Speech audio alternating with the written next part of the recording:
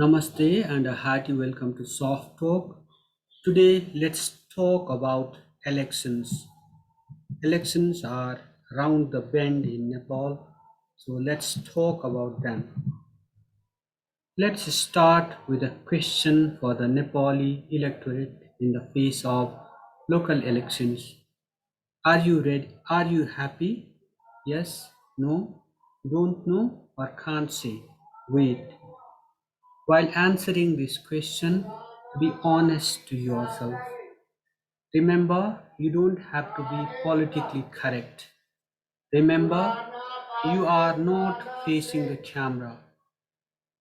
Hooligans bent on getting the right response, that is within quotes, are not marauding around. So fear not. Don't fake your feelings and act as angels, cherubs assigned to spread happiness around the world. There are many world bodies that have been investing billions of dollars for putting that smile on the people's faces. Why this world, the third world in particular, has not been able to put on a grin, leave alone that cheek to cheek smile, despite such huge investments, is perhaps the most difficult question of our times. Is the dollar, the precious dollar, lost in the pipeline? The Buddha is meditating under the peepal tree somewhere. Who else would know the answer to this question? Who else would know the answer to this question? Forget the question for now. It's a difficult one. For now, even forget the findings of the World Happiness Index 2022. By the way, that index has found in Europe a fountain of happiness with 8 countries of the continent enjoying the topmost slots. Nepal figures as the happiest country in South Asia with a rank of 84, while, while Bangladesh with a rank of 94, Pakistan with a rank of 121, a distant 121, Sri Lanka with a rank of distant 127, India with a rank of 136, and Afghanistan with a rank of distant 146 cheer Nepal on. The rest of the world can perceive us to be one happy country, but it doesn't mean nothing if we are not happy from within. Happiness can be a very shallow idea oftentimes. Anyways, you see, tin pot dictators can find happiness even by opting for ethnic cleansing and by driving away lakhs of citizens if they perceive them to be a threat to their despotic rule. What good is quote unquote happiness if that is contingent on the fulfillment of the whims and fancies of despots? Sadly, the international community seems to have affixed its seal of approval on such a gruesome concept, such a gruesome strain of happiness. Back to the opening question. While answering it, shed that burden of having to project the image of a picture perfect country. Despite all our imperfections and perfections, we are one of the most beautiful countries. The world knows that, and we know that. This time, we can be a tad too sad, even. You can even be angry. Angry over what, you might say, you might question.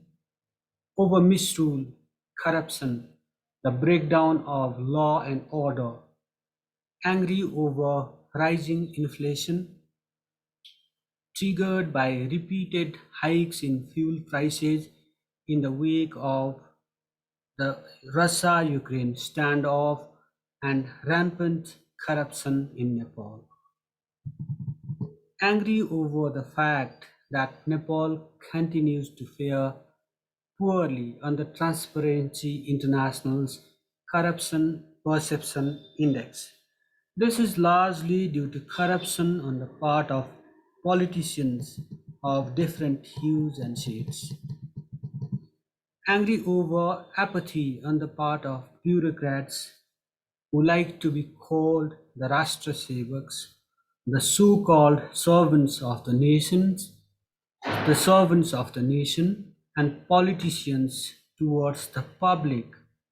This public has been weathering an economic crisis in the wake of the standoff, the Russia-Ukraine standoff, and the aftermath of the COVID-19 pandemic that dealt a serious blow to the Nepali economy.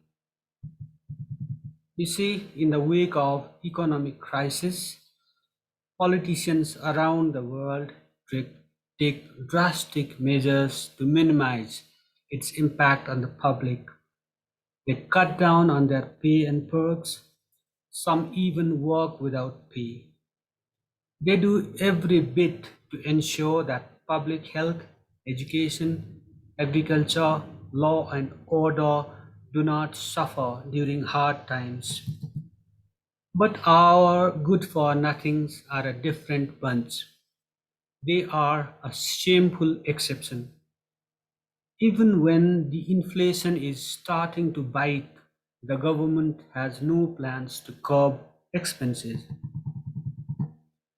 Instead, for example, the head of the government flies to a hill station just a stone's throw from the government headquarters for attending some mountaineering conclave. The cost of that ride, a whopping 10 million rupees. Couldn't he have opted for road travel? Or could he not have addressed that conclave virtually if it was so important? What's more, the government seems bent on infringing upon the autonomy of the central bank in a critical time like this. It's not only the government that has been showing insensitivity during this crisis, by the way, except for sporadic protests against price hikes. The opposition parties have also been acting as mute spectators towards the plight of the public. For example, none of them have suggested, even feebly, a cut down on pay and perks for lawmakers and bureaucrats. Why would they? After all, they too will be needing millions of rupees to fight these elections, the upcoming elections.